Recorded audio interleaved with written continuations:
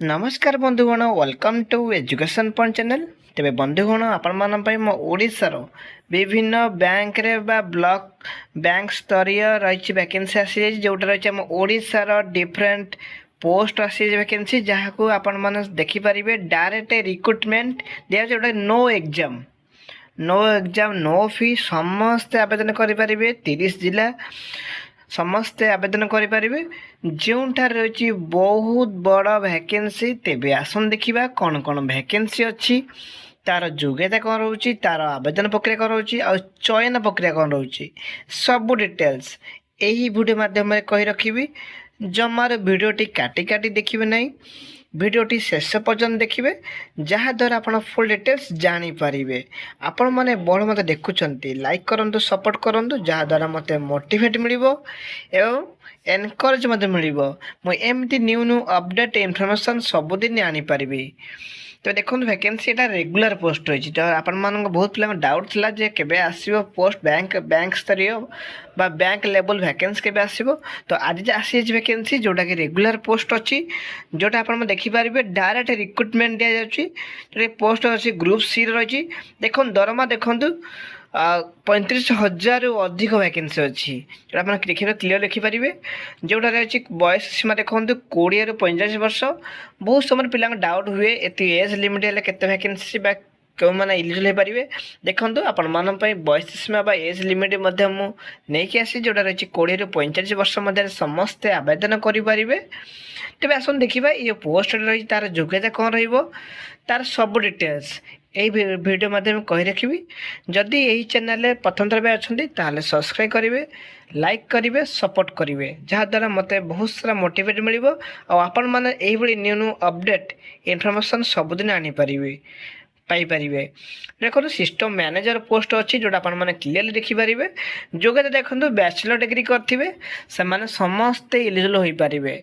जो मैंने bachelor degree करेंगे ग्रेजुएशन लेवल कहीपर तो समस्ते इलिजिबल हो पारे। आवेदन शेष तारीख देखूँ जो आवेदन शेष तारीख अच्छी 20/4/2024 अच्छी। तो आप देखिपारे क्लीयरली बा 20 एप्रिल 2024। तो से अनुसार आप आवेदन जल्दी जल्दी करने। तेबे आसन देखा यार आवेदन प्रक्रिया कौन रोचे। देखो आवेदन प्रक्रिया ऑफलाइन अच्छी तार सब डॉक्यूमेंट्स अटैच करी आपण 10th पाखर सब सर्टिफिकेट्स मार्कशीट एवरीथिंग जेरक्स करके अटैच करी आपण रिज्यूम सहित बा बायोडाटा सहित अटैच करी आवेदन करें। जो ठिकाना आपण मैंने पाइबे मो डिस्क्रिप्शन लिंक रे सब डिटेल्स पाइबे भल से बुझे जोटा कि आप डिस्क्रिप्शन लिंक रे क्लिक कलापर आपने यार सब डिटेल्स पाए सहित ठिकाना पाइबे से ठिकाना आप सब डॉक्यूमेंट्स अटैच करी आवेदन करें। ठीक अच्छे। तो देखो आर चयन प्रक्रिया मत देखिपारे। तेबे आसन देखा से सब वैकेंसी कौन डिटेल्स रही आप सर्टली देखी नौ। प्रथम देखो यहाँ रही रेगुलर पोस्ट। देखो वैकेंसी देखो गोटे रिक्रुटमेंट फॉर देखो पोस्ट सिस्टम मैनेजर पोस्ट रही है आप क्लीयर देखिपारे। मत मेंशन अच्छी देखो बैचलर डिग्री मेंशन अच्छी आप क्लीयर देखिपारे बस देखी नियंतु।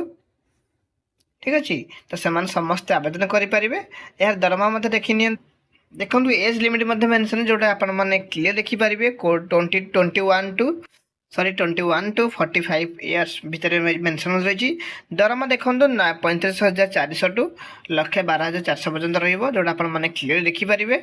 देखो यार आवेदन प्रोसेस सेट मेंशन अच्छी देखो मस्ट अप्लाई डायरेक्ट एप्लिकेशन। तो देखो बायोडाटा सहित आप सब 10th पाखर सब सर्टिफिकेट्स मार्कशीट आउ सहित identity proof resume passport size photo everything attach करी आपण माने सब जगह सेल्फ अटैच करेंगे।